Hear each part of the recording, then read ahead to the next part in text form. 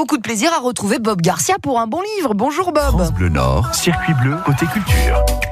Comment allez-vous mon cher Bob ? Super, magnifique. Super magnifique. Je crois que vous êtes en plein boom de déménagement. On va tout dire des histoires de votre vie. Oui, on gère, ça va. Ça va. Donc vous déménagez aussi vos bibliothèques. Et dans cette bibliothèque, dans vos bibliothèques, il y a ce livre que vous avez repéré pour nous, L'incroyable voyage de Ryan. On dit Ryan ou Ryan ?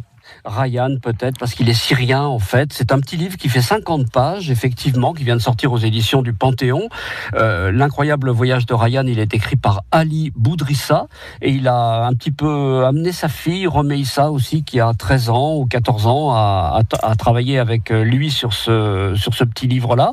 Et de quoi il s'agit en fait ? Alors d'abord peut-être 2 mots sur Ali Boudrissa. Il est prof de biotechnologie et peintre à 16 heures. Il illustre d'ailleurs lui-même le livre, et il habite à Neuville-en-Ferrain. Donc vous voyez où c'est quoi ? C'est au nord à côté de Tourcoing, au nord de Tourcoing. C'est à côté de chez nous. Oui, c'est à côté de chez nous. Et puis sa fille, donc, elle est en 4e au collège Saint-Joseph. Donc là, on est vraiment au cœur de Schnorr. Hein. Et donc, le Ali Boudrissa, il a écrit une histoire de ce Ryan, qui est un petit garçon, un jeune adolescent, on va dire, qui a 13 ans. Il se réveille un matin dans les décombres parce qu'il est à Alep, en Syrie. On est un 4 janvier, il fait 3 degrés dehors. Sa maison a été détruite par une bombe.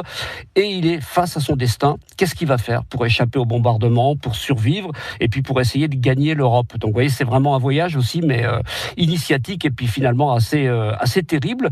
Et il présente ça de manière assez curieuse, presque comme un jeu, sauf que c'est le jeu de la survie. Hein. On a page après page des choix. On a sur la page de gauche une illustration qui nous montre ce qui se passe, et sur la page de droite, l'explication, et ça finit par une question. Qu'est-ce que vous feriez, vous, lecteurs ? Vous iriez chercher des vêtements pour vous chauffer, ou vous iriez chercher de l'eau pour survivre, etc., etc. Et donc, si vous faites tel choix, vous allez à telle page. Si vous faites tel autre choix, vous allez à telle autre page. Et puis, on s'aperçoit qu'il y a des fois des choix qui sont des mauvais choix, qui nous emmènent dans une impasse. Et puis, là, vous êtes mort. Il faut recommencer le récit au début. C'est terrible. Ouais. Et en 50 pages, vous vous rendez compte de la difficulté et de l'horreur que doit subir un gamin de 13 ans, comme ça, qui est livré à lui-même, à qui il peut faire confiance, vers qui il va aller, comment il va s'y prendre, quel choix va-t-il faire.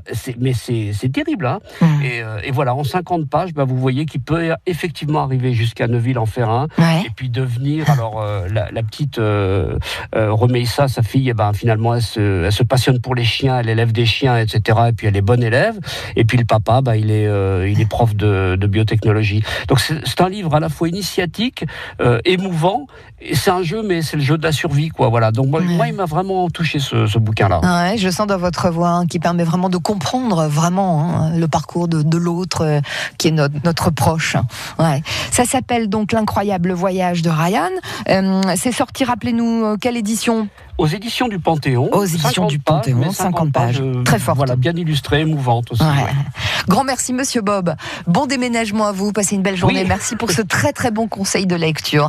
On vous retrouve bien évidemment tous les mardis sur France Bleu Nord dans le côté culture. Je remercie Patrick qui a réalisé